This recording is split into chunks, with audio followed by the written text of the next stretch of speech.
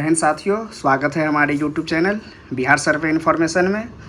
आज हम आपको बताने वाले हैं कि एक आम रैयत होने के नाते इस सर्वे में आपका क्या कर्तव्य है और आपके द्वारा इस सर्वे में क्या क्या करना है।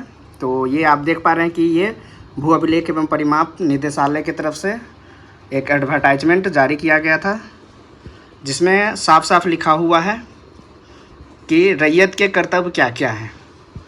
तो इसमें आप देख रहे हैं कि सबसे पहला जो हेडिंग है उसके नीचे जो लिखा हुआ है, रैयत के कर्तव्य निम्न प्रकार है। इसमें है कि किश्तवाड़ एवं खानापुरी के समय रैयत को यथासंभव ज़मीन पर उपस्थित रहना चाहिए। इसमें समझने वाली बात यह है कि किश्तवाड़ और खानापुरी क्या होता है। किश्तवाड़ उसे बोलते हैं कि जब आपके मौजा में, जब आपके प्लॉट पे सर्वे अमीन हैं, वो आपके प्लॉट पर जाते हैं और जो हवाई सर्वेक्षण माध्यम से स्पेशल सर्वे मैप मिला है उसको वो वेरीफाई करते हैं, और उसमें अगर प्लॉट कहीं कटना है, कहीं फॉल्स लगाना है, तो मैप से संबंधित काम वो किश्तवाड़ में करते हैं। तो इसमें होता है कि अगर किश्तवाड़ के समय आप वहाँ पे रहते हैं तो जो भी सर्वेयर है उसको प्लॉट के बारे में आप जानकारी दे सकते हैं कि ये प्लॉट इनका है, ये प्लॉट इनका है। खानापुरी के समय डॉक्यूमेंट्स वेरिफिकेशन का काम होता है। इसमें भी रैयतों को यथासंभव ज़मीन पर उपस्थित रहना ज़रूरी होता है। उसके बाद है कि अपनी ज़मीन की मेड़ को ठीक ठाक बना ले और उसे सीमांकित कर ले। इसमें है कि अगर आपका कोई भी प्लॉट है जिसमें अगर आपको लग रहा है कि ये मेड़ सही नहीं है, ये ज़मीन सही मतलब इसमें रकबा मेरा कम है या कोई दूसरा आदमी दखल कब्जा कर रखा है, तो ये आपका काम है। इसमें आपके सर्वे कर्मी जो भी जाएंगे वो आपका कोई मेड़ इधर उधर नहीं करेंगे। अगर आपके मौजा में काम स्टार्ट हो रहा है तो सबसे पहले आप अपना ज़मीन को सही कर ले। अगर आपको लग रहा है कि मेरा ज़मीन कम है तो उसे नापी करवा के आप निकाल लें। उसके बाद है कि ज़रूरत पड़ने पर सरजमीन पर भी घूमकर अपनी ज़मीन की चौहद्दी बताना चाहिए। इसमें है कि जब सर्वे कर्मी आपके प्लॉट पर जाएंगे तो उस समय आपको चौहद्दी, जो चौहद्दीदार है आपके, उसकी जानकारी होनी चाहिए, जो कि प्रेजेंट का, जो अभी का चौहद्दीदार है उसका जानकारी होना ज़रूरी है, वो आपको बताना होगा। उसके बाद है कि ज़मीन का विवरण चौहद्दी के साथ खेसरावार प्रपत्र 2 में भरकर शिविर में जमा कर दें। ये है प्रपत्र 2 जिसको आपको खुद भरना है और शिविर में जमा करना है। और ये है हमारा प्रपत्र 3 जिसका 2 पार्ट होता है, एक दखल के अनुसार, ये दूसरा पार्ट हो गया।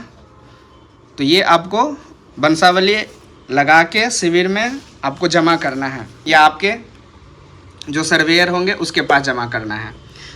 तो इसमें है कि स्वघोषणा के साथ आपको डॉक्यूमेंट्स क्या क्या लगेगा और क्या क्या देना है।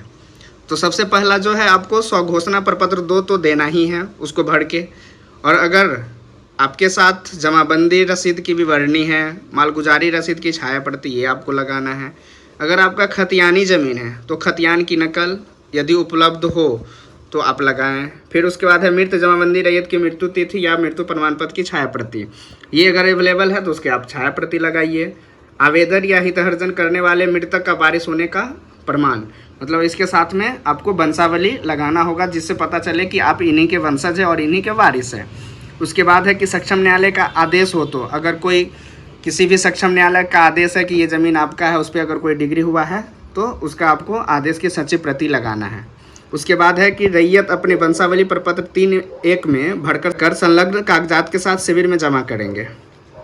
फिर है आगे का जो प्रपत्र 7 जिसको हम खानापुरी पर्चा के नाम से जानते हैं एवं LPM लैंड पार्सल मैप होता है।